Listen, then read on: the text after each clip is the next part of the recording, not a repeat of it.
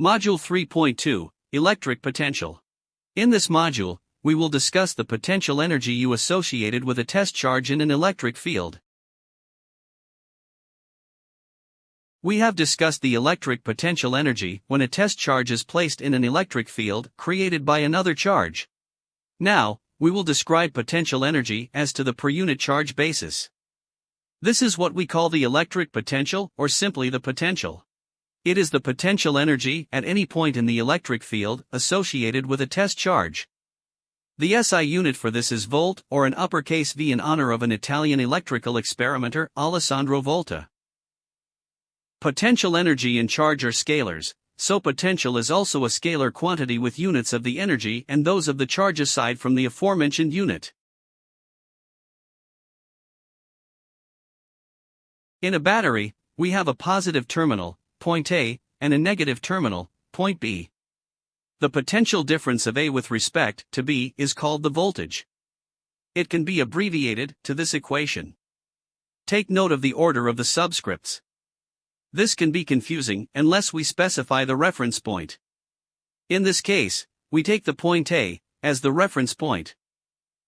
Voltage is equal to the work done by the electric force when a unit charge moves from A to B. We can also express this in terms of potential energy.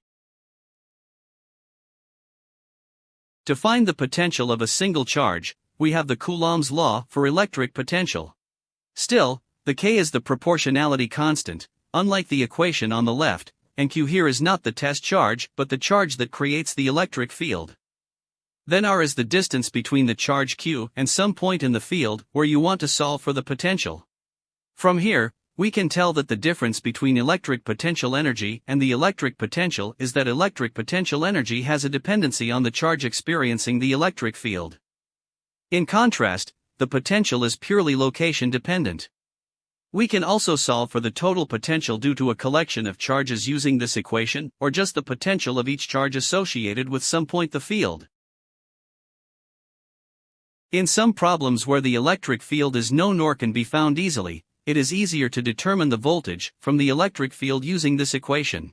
Let us describe the potential concerning a location and the electric field in a point charge.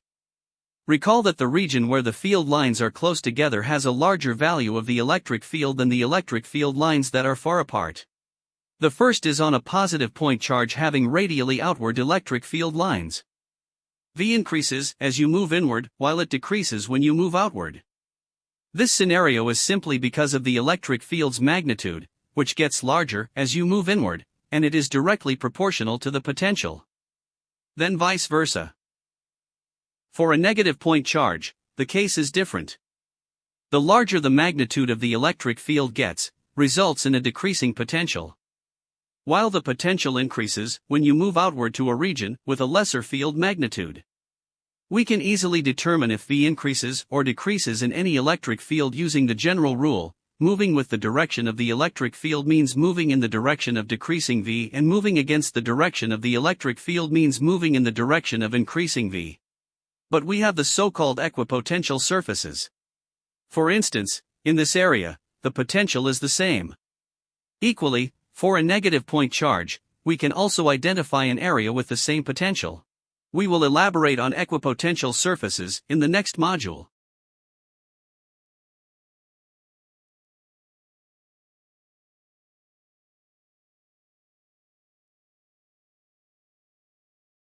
The joule is a very large unit for dealing with energies of electrons, atoms, or molecules.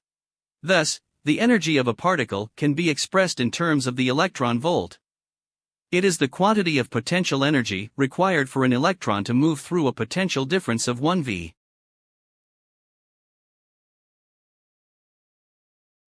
Let's solve this example. A proton moves in a straight line from point A to point B inside a linear accelerator, a total distance d equals 0.50 meters. The electric field is uniform along this line, with magnitude E equals 1.5 times 10 raised to 7 volt per meter in the direction from A to B. Note that 1 Newton per Coulomb is equal to 1 volt per meter for the electric field. Determine the force on the proton, the work done on it by the field, the potential difference, VAB. So for A, We will derive an equation for the force from the equation for the electric field given in this form. Then we have the force equals the charge times the electric field. The charge is a proton, so we have a value equal to 1.602 times 10 raised to negative 19 coulomb, and we also substitute the magnitude of the field from the problem. The force on the proton is 2.4 times 10 raised to negative 12 Newton. Work done on the proton by the electric field as it moves from point A to point B is equal to the force we obtained in A, times the total distance, d. Converting joule to electron volt results to 7.49 times 10 raised to 6 electron volt, or 7.49 megaelectron volt.